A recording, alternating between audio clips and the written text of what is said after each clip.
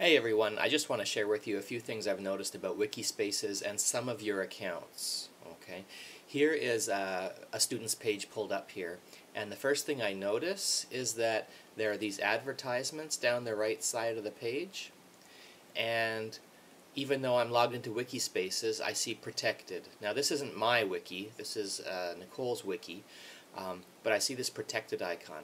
That makes it a problem for those people who aren't signed into Wikispaces to even access your page. So if you notice that you have these advertisements, or you notice that your Wikispace is protected, or you're not even sure, I want you to go through these steps. However, before doing so, one of the reasons, although initially when we all got Wikispaces accounts, we applied for educator accounts, I noticed after class last night when one of my students got an email, the reason why some of you were never approved for education accounts is because you never added any information to your home page. This is what was there when you created your account. Welcome to your new wiki and getting started. So what Wikispaces does is it looks at your content, and if it can tell you're an educator, it approves your educator account.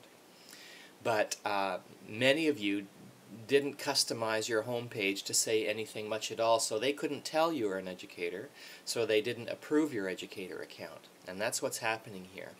So on your home page, you really should somewhat customize it so they know a little bit about you. Nothing personal, nothing you'd be worried about sharing, but something that tells them that you're an educator. You should have really made a new page called Podcast, not put your podcast on the home page. For now, that's okay. And for many of you, that might have just been enough for them to tell you're an educator. But you don't want to leave this stock default page with nothing personalized for your degree or being a teacher, educator, anything like that. So that's the first thing you need to do, is customize your home page to personalize it so they know you're an educator. The second thing you want to check is click on your Manage Wiki tab. I'm going to switch wikis now because I can't do this. This is not my wiki. Here's our course roster wiki. Click on Manage Wiki. And once you customize your home page, you can then reapply for an educator account. Now some of you already have one, you have no advertisements, you're set. But if you notice you have those advertisements along the right hand side, come into your Manage Wiki and then Subscriptions. And you'll notice you have, if you have the advertisements, you have what's basic, which means you get your individual wiki, you get 2 gigabytes of storage and a 10 megabyte upload file size, but you also get advertising. Okay. Educators get this $5 a month or $50 a year plan for free, which means you get the same file storage but double the upload file size and no advertising. And if you don't have this plan, you'll notice at the bottom right here it will say click here to, I forget the exact verbiage, upgrade to a free educator account. Okay. So that's how you'll get that educator account if you don't have that. But again, first you'll have to customize your home page. The next thing I want you to check is under Manage Wiki. Again, make sure that your blog isn't marked private. Okay? Because some of you, I can't even access them to see anything because you've made it private. So I've gone back to Manage Wiki and now click on Permissions.